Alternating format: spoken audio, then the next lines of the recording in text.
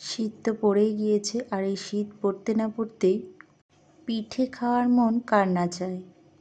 তাই খুব সহজে খুব তাড়াতাড়ি বাড়িতে বসে এইভাবে একটা ভাপা পিঠা বানানোর পদ্ধতি নিয়ে চলে আসলাম। সবার প্রথম এখানে নিয়ে নিয়েছি শুকনো চালের আটা। এখানে আপনারা ভিজে চালের আটাটাও ব্যবহার করতে পারেন। তারপর দিয়ে দিলাম পরিমাণ মতো লবণ। বন্ধুরা, লবণের পরিমাণটা একদম কম দেবেন, তা না হলে পিঠের স্বাদ একদম বিগড়ে যাবে। লবণ আর আটা খুব ভালো করে মিক্স করে নেওয়ার পর অল্প অল্প করে জল দিয়ে একটা ডো বানাবো। এই ডোটা কিন্তু আটার ডোয়ের মতো হবে না, ঝুরঝুরে ডো হবে। আমরা সাধারণত রুটি বেলার সময় যেরকম শক্ত ডো তৈরি করি, এটা কিন্তু সেরকম হবে না। অল্প অল্প করে জল দিয়ে এইরকম হাত দিয়ে কচলিয়ে একটা ঝুরঝুরে ডো বানাতে হবে। আর এখানে যদি আপনারা ভিজে চালের গুঁড়োটা ইউজ করেন, সেক্ষেত্রে জলের পরিমাণটা একটু কম লাগবে। এইভাবে হাত দিয়ে মেখে এইরকম একটা ঝুরঝুরে ডো বানিয়ে নেব। একবার আটাটাকে মুষ্টি বেঁধে দেখে নিলাম, দেখুন আটাটা খুব সুন্দর হয়েছে।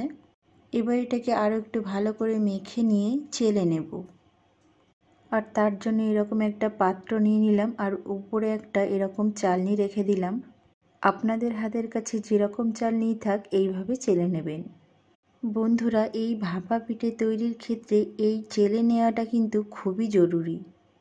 আর তার জন্যে অবশ্যই যখনই ভাপা পিঠে বানাবেন এইভাবে চেলে নেবেন। বন্ধুরা, যারা একবারও ভাপা পিঠে তৈরি করতে পারেননি, আমার এই স্টেপগুলো ফলো করলেই ভাপা পিঠে অনায়াসে উঠে যাবে। আর প্রথমবারেই পারফেক্ট ভাপা পিঠে রেডি। শুধু স্টেপগুলো ফলো করতে হবে।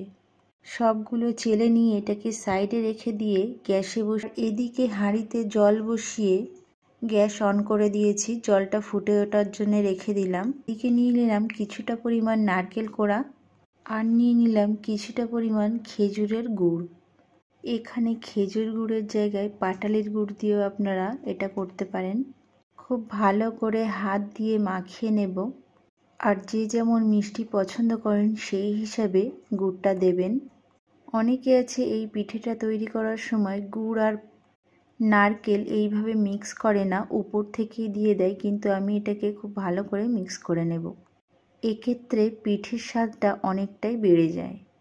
ওদিকে আমার জল ফুটছে, আর এদিকে আমি একটা কেক তৈরির কাপ নিয়ে নিয়েছি। আপনারা চাইলে এই জায়গায় স্টিল বাটিটাও ইউজ করতে পারেন।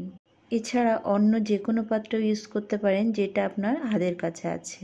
সবার প্রথম চালের গুঁড়ো দিয়ে দিলাম, তার উপরে দিয়ে দিলাম নারকেল ও গুড়ের মিশ্রণ, তার উপরে দিলাম আবারও চালের গুঁড়ো। তারপর এক্সট্রা আটাটা এইভাবে ফেলে দিয়ে উপর থেকে এরকম একটা নেট দিয়ে ঢাকা দিয়ে দিলাম। এদিকে আমার জল ফুটতে ফুটতে অনেকটাই কমে এসেছে, আরও একটু জল অ্যাড করে দিলাম।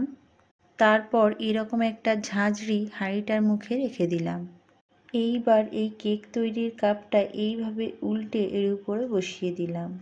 এইবার সামান্য একটু হালকা হাতে টোকা মেরে এটাকে উঠিয়ে নেব, আর এটাকে ঢাকনা দিয়ে ঢেকে দিলাম। ওদিকে আমার পিঠেটা হচ্ছে, আর এদিকে আমি আরও একটা বানিয়ে নেব। বন্ধুরা, আপনারা যারা ভিডিওটা আমার দেখছেন তারা আমাকে সাপোর্ট করতে ভুলবেন না।